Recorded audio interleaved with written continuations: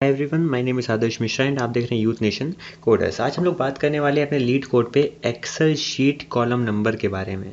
इससे पहले वाली प्रॉब्लम भी बिल्कुल सिमिलर थी, बट वहाँ पे जो जो हम लोग को चीज़ें निकालनी थी वो हमें इस वाले क्वेश्चन में दी गई हैं, और जो हमें पिछले वाले क्वेश्चन में चीज़ें इनपुट में दी गई थी वो हमें इसमें आउटपुट में देनी है। तो क्वेश्चन तो मेरे ख्याल से समझ में आ ही रहा होगा कि क्या है। अगर लास्ट वाला वीडियो देखा है तो अगर ना देखा हो तो पहले देख लेना, उसके बाद इस वीडियो पे वापस आना। ठीक है, अगर नहीं भी देखोगे तो भी कोई बात नहीं है, मतलब ज़रा समझा तो दूंगा ही। ठीक है, इस वाले क्वेश्चन में देखो मुझसे क्या करें, मुझे एक स्ट्रिंग दी गई है कॉलम टाइटल नाम के वेरिएबल में। अब मुझे करना क्या है कि मुझे एक्सेल शीट में, जैसे कि अगर मान लो 1 दिया होता है, 1 जो पहला कॉलम होता है उसके ऊपर नहीं ए लिखा होता है, दूसरा कॉलम होता है तो बी लिखा होता है, ऐसे ही 26वां कॉलम होता है जेड लिखा होता है, 27वां कॉलम होता है अगर तो वहाँ पे ए लिखा होता है, 28वां कॉलम होता है तो वहाँ क्या लिखा होता है ए बी लिखा होता है। तो जो लास्ट वाली प्रॉब्लम हम लोग करके आए उसमें क्या था कि हमें नंबर दिए गए थे, हमें उसके करस्पॉन्डिंग यहाँ पे ये कैरेक्टर बताने थे। इस बार हमें कैरेक्टर दिए गए हैं, इसके करस्पॉन्डिंग हमें नंबर बताना है, कॉलम नंबर क्या होगा। ठीक है, तो अभी हमारे प्रॉब्लम का नाम यहाँ पे क्या है, एक्सेल शीट कॉलम नंबर। समझ गए? तो क्वेश्चन मुझसे क्या कह रहा है, पहले देख लो एग्जांपल जो मैंने आपको बताया कि ए बी सी जेड है ना, ए को यहाँ 27 बोलते हैं, ए बी को 28 बोलते हैं। देखो अगर लास्ट वीडियो देख लोगे ना तो जो उसमें मैंने एलेबोरेट करा था ज़्यादा अच्छे से, तो मेरे समझ में आ जाएगा, तो ये वाला रिलेट कर ले जाओगे, वरना तो कोई बात ही नहीं है। ठीक है, मान लो यहाँ पे ए है, तो अभी हम जानते हैं ना ए को हम ए की जगह हमें आंसर क्या देना, 1 देना, तो हमने आंसर दे दिया 1। ठीक है, तो हमने 1 जो आंसर दिया है ये कैसे दिया है, अभी हम लोग इसको देखेंगे, फॉर्मूला इसके लिए डिराइव करेंगे। मान लो अच्छा हमारे पास इनपुट ए बी आता है, तो ए बी आ रहा है मतलब 26 + 2 28, तो 28 आंसर आना चाहिए। तो अगर आप यहाँ पे इन दो एग्जाम्पल को देख पा रहे होगे तो यहाँ पे आपको कुछ एक पैटर्न नज़र आया होगा, वैसे अगर नहीं आया तो अभी नज़र करवा देंगे। देखो यहाँ पे ए दिया गया है हमें, तो ये है क्या, ए कौन से नंबर पे आता है, पहले नंबर पे। तो मैंने कहा पहला नंबर इंटू टोटल कितने नंबर होते हैं, 26, 26 की पावर 0। समझ रहे हो, 26 पावर 0 कितना हो गया, 1, और 1 इंटू 1 1, तो भी मेरा आंसर बना रहा है। अच्छा अगर मेरे पास ए बी दिया गया हो, तो ए बी दिया गया होगा तो हम क्या इसको ये लिख सकते हैं क्या, ए कौन से नंबर पे आता है, पहले नंबर पे आता है, इंटू 26 की पावर 0, प्लस बी कौन से नंबर पे आता है, बी आता है दूसरे नंबर पे, इंटू 26 की पावर 1। हाँ यार, देखने में तो सही लग रहा है कि हाँ शायद ये ऐसा हो सकता है। अगर ये ऐसा हो सकता है तो हो सकता है जेड वाई पे भी चीज़ें काम कर जाएँ। तो जेड कौन से नंबर पे आता है, मैंने कहा 26वें नंबर पे आता है, 26वां इंटू 26 की पावर 0, प्लस वाई कितने नंबर पे आता है, मैंने कहा 25वें नंबर पे आता है, 25 इंटू 26 की पावर 1। ठीक है, तो इसको ऐड करके देखो क्या 701 आ रहा है क्या, अगर आ रहा है इसका मतलब ऊपर वाला लॉजिक सही बैठ रहा है। तो देखते हैं 26 पावर 0 1 होता है, तो 26 प्लस और 25 इंटू 26, तो 25 जो होता है 625, और इसमें 26 और ऐड कर दो, 6 5 11 1 1 कैरी 5, 711, 6 5 11 1 1 मिनट, 6 5 11 1 1 कैरी 2 4 1 5 हो गए यहाँ पे। यार यहाँ तो 700 क्या बना रहा है, तो अगर मैं इसको ऐड करूँ तो ये हो जाता है 7 7 7। यार 777 आ रहा है, बट हमें आंसर तो 701 मिलना चाहिए, मतलब ये लॉजिक तो यहाँ पे नहीं बैठ रहा है। तो आखिर यहाँ पे ऐसा और क्या है जो ऊपर के 2 टेस्ट केसेस में चल रहा है बट इस वाले में नहीं चल पा रहा है, तो हम लोग को यहाँ पे कुछ सोचना पड़ेगा। तो देखते हैं, जो हमने अभी आपको फॉर्मूला डिराइव कराया है, अभी हमने आपको बताया है, वो शुरुआती 2 एग्जाम्पल पे चल रहा है, बट इस वाले एग्जाम्पल पे नहीं चल रहा है। तो अच्छा इस क्यों ना हम इस फॉर्मूले को थोड़ा सा चेंज कर दें। ठीक है, तो अब हम लोग नए फॉर्मूले को देखेंगे।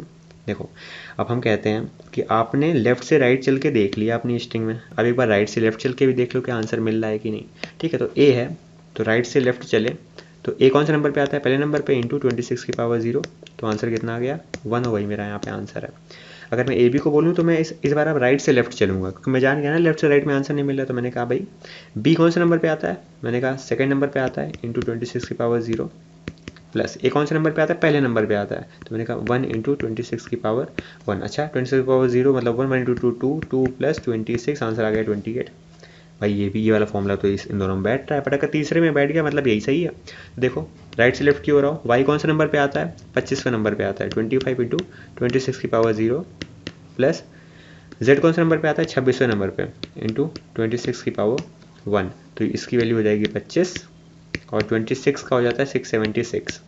ठीक है, तो इन दोनों को जोड़ोगे आपस में तो आंसर कितना आ जाएगा 701। मतलब जो हमने फॉर्मूला ड्राइव करा है वो बिल्कुल सही चलेगा हमारा। कब चलेगा, जब हम लोग वहाँ पे राइट से लेफ्ट की ओर ट्रैवल्स करेंगे। अच्छा एक चीज़ हमने और देखी कि अगर हम राइट से लेफ्ट की ओर ट्रैवल्स करते हैं, हर एक कैरेक्टर को उठाते हैं और वो जिस नंबर पे आता है उस नंबर को लिख देते हैं, और उसका मल्टीप्लाई करते हैं 26 की पावर 0 से, फिर अगला एलिमेंट उठाएंगे तो उसका मल्टीप्लाई करेंगे 26 की पावर 1 से, और अगर दोबारा एक एलिमेंट उठाएंगे तो उसका मल्टीप्लाई करेंगे 26 की पावर 2 से। समझ लो, तो कुछ ऐसा पैटर्न हमें देखने को मिल रहा है, उससे हमें आंसर मिल रहा है। जैसे इस वाले केस में ये क्या होगा, W जिस नंबर पर आता है उसका मल्टीप्लाई करो 26 की पावर 0 से, प्लस X जिसमें आता है, जिस नंबर पर आता है उसका मल्टीप्लाई करो, मतलब ये X ये वाला है, ठीक है, 26 की पावर 1 से, प्लस फिर आर जहाँ आ रहा है तो आर जिसमें नंबर पे आता है उसके 26 की पावर 2 से, ऐसे आगे करते रहो, जो भी इन सबको सम करके आंसर मिलेगा वो ये होगा। तो अभी हम लोग एक पैटर्न समझ के राइट से लेफ्ट की ओर चलना है, ठीक है, और एक एक एलिमेंट को, हर एक एलिमेंट का एक नंबर निकालना है कि वो कौन से 21 पे आता है, 22 पे आता है, ए होगा तो 1 पे आएगा, जेड होगा 26 पे आएगा। जो नंबर मिलेगा उसके अकॉर्डिंग हम लोग जो है 26 की पावर का निकाल के उससे मल्टीप्लाई कर देंगे, ठीक है, और उसको सम में जोड़ लेंगे। तो अगर मैं आपसे कहूँ कि मुझे कोई बताने वाला हो कि भाई ए को हम 1 कहते हैं, है ना, बी को हम 2 कहते हैं, ऐसे ही चलते चलते चलते चलते जेड को हम 26 कहते हैं, तो हम चाहते हैं ऐसा कुछ हमें कोई बताने वाला हो, जो हम अगर उससे पूछे कि भाई ए को क्या कहते हैं तो हमें तुरंत बता दे कि 1 कहते हैं। तो हमने कहा इसके लिए भाई ये क्या है, की वैल्यू पेयर है, और इसके लिए पाइथन में हमारी क्या होती है, डिक्शनरी होती है। तो हमने कहा भाई इसी को हम यूज़ करेंगे, ठीक है। तो हम लोगों ने क्या करा, डिक्शनरी में ABCD रख के मैप कर लिया। अब हमें ये सब करना है तो हम करेंगे कैसे, हमने बोला स्ट्रिंग मॉड्यूल होता है पाइथन में, ना देखा हो तो आई बटन पर क्लिक करके वीडियो देख लेना, वहाँ से हम इंपोर्ट करेंगे स्काई अपर केस। तो स्काई अपर केस हमें एक स्ट्रिंग देता है जिसमें capital ABCD up to Z तक एक ये बड़ी सी स्ट्रिंग होती है, ठीक है, ये हमें देता है। हमने उस स्ट्रिंग को ASC नाम से अपने प्रोग्राम में ले आए, ठीक है। हमें नंबर दिया गया, कॉलम टाइटल दिया गया, सॉरी AB करके ऐसे कुछ हमें दिया गया होगा, ठीक है, मान लो AB ही दिया गया है। तो सबसे पहला काम क्या है, हमें डिक्शनरी बनानी है। डिक्शनरी बने कैसे, मैंने कहा ऐसा करो कि जितने भी कैरेक्टर हैं हमारे, अब ASC में क्या पड़ा होगा, कैपिटल A से कैपिटल Z तक की स्ट्रिंग पड़ी होगी, तो मैंने कहा उस पर एक एक करके लूप लगाओ, ठीक है।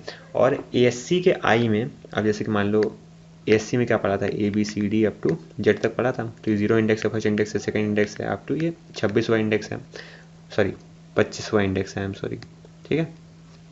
ये मैं स्ट्रिंग की बात कर रहा हूँ, स्ट्रिंग रिप्रेजेंटेशन में हम लोग 0 इंडेक्स पे देखेंगे, समझ रहे हो। ओरिजिनली तो ए के सामने 1 आना चाहिए, ठीक है। तो हम करेंगे क्या, हमने इसकी लेंथ पे एक लूप चलाया, आई की वैल्यू पहले 0 होगी। अच्छा 0 होगी तो हम क्या कर रहे हैं, ASC के आई में, मतलब ये हमारा ASC है, इस स्ट्रिंग के आई में, मतलब 0th इंडेक्स पे क्या पड़ा है, ए पड़ा है, तो ए के सामने क्या रख दो, i+1, मतलब 1 रख दो, तो ऐसे 1 आ जाएगा।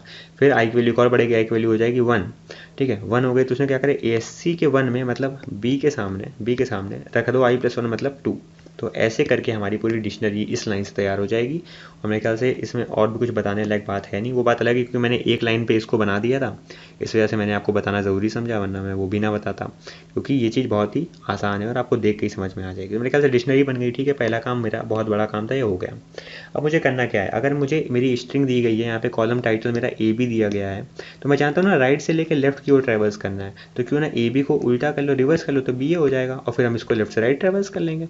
वही तो बात हो गई। अब इसको अगर हमें राइट से लेफ्ट करना है तो इसको उल्टा कर लो, तो हमें लेफ्ट से राइट करना पड़ेगा। तो हमने क्या करा, अपनी स्ट्रिंग को, जो भी हमें कॉलम टाइटल दिया गया था, उसको हमने रिवर्स कर लिया। रिवर्स के लिए ::(-1) यूज़ करते हैं, और उसको S में जाके सेव कर लिया। तो अभी S में क्या पड़ा हुआ है, BA पड़ा हुआ है, सिंपल, कोई दिक्कत नहीं है, ठीक है। देखो अब हमें क्या करना है, अब हमें कुछ कैरेक्टर्स को लाइन बाय लाइन उठाना है, उनको देखना है कि वो स्ट्रिंग में किस जगह पे, हमें डिक्शनरी में किस जगह पे प्रेजेंट है, मतलब उनकी करस्पॉन्डिंग क्या वैल्यू है, और जो वैल्यू आएगी उसमें 26 की पावर 0 से पहले मल्टीप्लाई करेंगे, फिर 26 की पावर 1 से करेंगे, ऐसे ही चलते रहेंगे। तो मैंने क्या कहा कि भाई जो सम आएगा उसको मैं काउंट में रखूँगा। अब देखो, अब मुझे स्ट्रिंग को चलाना है, मुझे स्ट्रिंग दी गई है B और A, ठीक है। मान लो इसको मैं अगर ऐसे दिखाऊँ तो इंडेक्स 0 है, इंडेक्स 1 है, और ये S है, कुछ ऐसी हमारी स्ट्रिंग होगी, ठीक है। तो हमने क्या कहा, हमारी स्ट्रिंग में चलो, अब यहाँ पे एन्यूमरेट क्या करता है कि जो I और J का कॉम्बिनेशन देगा, जैसे कि I और J एन्यूमरेट, अगर मैं S लिखता हूँ तो इस लाइन की जगह क्या रिप्लेस हो जाएगा, कुछ मान लो इस तरह से चीज़ें रिप्लेस हो जाएंगी। मैं सिर्फ एग्जांपल दे रहा हूँ समझाने के लिए, कि 0 के सामने आ जाएगा B, 0, B, एक ये पेयर आ जाएगा, और फिर 1, A, कुछ ऐसा पेयर आ जाएगा आपके सामने, समझ रहे हो, ये इस एन्यूमरेट की जगह। तो एन्यूमरेट क्या करता है ना कि इंडेक्सिंग का भी ख्याल रखता है और उस कैरेक्टर का भी ख्याल रखता है। तो आई हमें स्टोर कर लेगा हमारा इंडेक्स, और J मेरा स्टोर कर लेगा वो पर्टिकुलर कैरेक्टर। तो मेरे ख्याल से एन्यूमरेट का आपको मुझे काम यहाँ नहीं बताना पड़ेगा, क्योंकि मैंने ये भी पाइथन प्रोग्रामिंग वाली प्लेलिस्ट में पूरा बताया हुआ है, ठीक है। तो I, J in enumerate S, इसका मतलब मुझे हर बार 2 पेयर मिलेंगे। पहले मुझे क्या मिलेगा, पहले मुझे मिलेगा 0 एंड B, उसके बाद अगली बार जब दोबारा लूप चलेगा तो हमें क्या मिलेगा, 1 एंड ए। यहाँ पे ये आई की वैल्यू होगी, ये जे की वैल्यू होगी, ठीक है। तो पहली बार हमें 0 और बी मिला। हम क्या करेंगे भाई, अब हमें करना क्या है, इस कैरेक्टर को देखना है कि जो कैरेक्टर है इसकी करस्पॉन्डिंग वैल्यू क्या है मेरी डिक्शनरी में। तो हमें ये कैरेक्टर है किस में सेव है, जे में सेव है। तो मैंने कहा कि डिक्शनरी में जो जे नाम का, जे के अंदर जो कैरेक्टर वैल्यू पड़ी है इसके सामने क्या हमें वैल्यू मिलेगी, करस्पॉन्डिंग क्या नंबर है, वो नंबर मिल गया, ठीक है। उसमें हम किसका मल्टीप्लाई करेंगे, 26 की पावर 0 का। तो हम ये कैसे पता चलेगा पावर 0 की पावर 1 है, इसीलिए हमने यहाँ पे एन्यूमरेट का यूज़ करके इंडेक्सेस को ध्यान में रखा है कि अगर b 0 इंडेक्स पे है तो हम इसका मल्टीप्लाई 26 की पावर 0 से कराएंगे, a अगर पहले इंडेक्स पे इसका मल्टीप्लाई 26 की पावर 1 से कराएंगे, ठीक है। तो वही हमने कहा है कि जो i की करंट वैल्यू है ये हमने ऐसे ही फालतू में नहीं रखी है, इसको इसीलिए रखा है 26 की पावर्स के लिए। तो अभी इसकी 26 की पावर 0 से मल्टीप्लाई होगा, ठीक है। और जो भी आंसर आएगा उसको उठा के मैं काउंट में ऐड कर दूंगा। फिर अगली बार मेरा 1 और a उठेगा तो डिक्शनरी में a के सामने ढूंढे का क्या पड़ा है, हमने कहा 1 पड़ा है, तो 1 इंटू 26 की पावर 1 तो आ जाएगा 26, 26 प्लस 2 28, तो मेरा काउंट में आ गया 28। लूप से हम बाहर आ जाएंगे, रिटर्न कर देंगे हम यहाँ पे काउंटर वैल्यू। तो मेरे ख्याल से भी आपको ओवरऑल कोड यहाँ पे समझ में आ गया होगा हम लोगों ने यहाँ पे करा क्या है।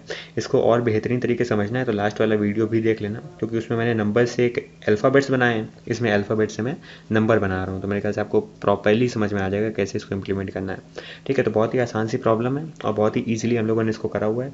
इसको करने के लिए हम लोगों ने यहाँ पे n टाइम लिया हुआ है, ठीक है। अब यहाँ पे स्पेस हमने कांस्टेंट ली है। अब कुछ लोग हमसे कहेंगे ये क्या बात कर रहे हो, क्योंकि तुमने डिक्शनरी तो अभी अभी बनाई है और डिक्शनरी तो एक्स्ट्रा स्पेस में आती है। तो बट मैं ये कह रहा हूँ डिक्शनरी मैंने बनाई है, मैं मानता हूँ, बट उसमें कैरेक्टर सिर्फ 26 है ना। तो 26 कैरेक्टर, अब वही वो 27 तो होंगे नहीं, 28 तो होंगे नहीं। तो अगर 26 कैरेक्टर हैं तो मैं कैसे मान लूँ कि ये मैंने एन इसमें स्पेस ले लिया। ये तो क्या हो गया, ओ 26 हो गया। लो स्पेस कॉम्प्लेक्सिटी कितनी हो गई, बिग ओ ऑफ 26, क्योंकि 26 कैरेक्टर पढ़े, एन कैरेक्टर थोड़ी ना पढ़े लो।